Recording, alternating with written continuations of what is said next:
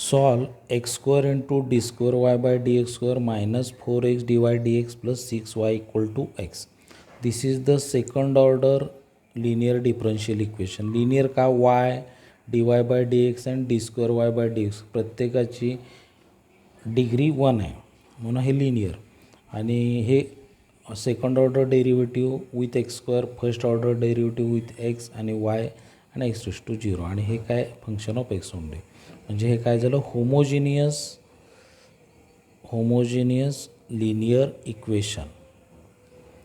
आणि आपण second चॅप्टरमध्ये second order differential इक्वेशनच बघितलेत. फक्त इथं एक्स स्क्वेअरच्या ऐवजी एक्स असायचं किंवा एक्स स्क्वेअर मायनस 1 म्हणजे विथ व्हेरिएबल होमोजिनियस नव्हते ते. ते फक्त जनरल सेकंड ऑर्डर डिफरन्शियल. हे पर्टिक्युलर कसे आहेत होमोजिनियस. ह्या डेरिव्हेटिव्ह आणि त्याच्या कोइफिशियंटची डिग्री सेम आहे. इथं सुद्धा 1, इथं 2 आणि इथं 0. मग हे होमोजिनियस इक्वेशन कसं सॉल्व करायचे प्रोसिजर आपण आत्ताच बघितले. Put x equal to e raise to z म्हणजे log of x equal to log of e raise to z. Log of x equal to z, z equal to log of x, D equal to D by z. Now replace x dy by dx equal to dy and x square d square y by dx square equal to d into d minus 1 into y. Now equation 1 becomes, equation 1 किती आपलं हे x square d square y by dx square ची किंमत किती आहे d into d minus 1 into y.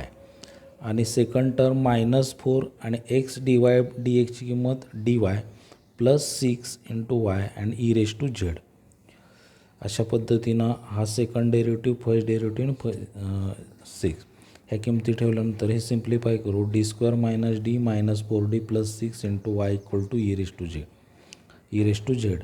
D square minus 5d plus 6 into y equal to e raise to Z.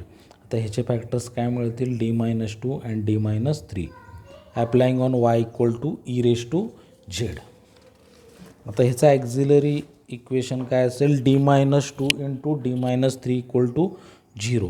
d minus 2 equal to 0 or d minus 3 equal to 0 means d equal to 2 or 3. Then complementary function we get c1 e raise to 2z plus c2 e raise to 3z. Call this as a equation number 4.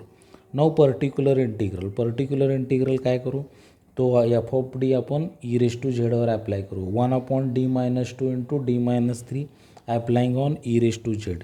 Replace D by, आता हे किती आहे E raise to Z. आपल्याकडे एक rule आहे particular जर e raise to एक्सवर 1/fd apply करत असेल तर e raise to x upon F of A where F of A is non zero. आता इथं आपण एफ डीचे 2 फॅक्टर्स केले d minus 2 and d minus 3. आता इथं डी ए झेडचा कोइफिशियंट 1 आहे म्हणजे replace D by 1/1 minus 2 and 1 minus 3 applying on e raise to z. इथं झेडचा कोइफिशियंट 1 असल्यामुळे आपण 1 रिप्लेस करतो आहे.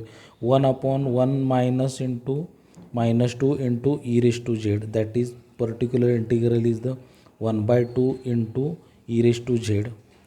Using 4 and 5 we get the solution of equation 3 y equal to cf plus pi. cf is the c1 e raised to 2z plus c2 e raised to 3z plus 1/2 into e raised to z.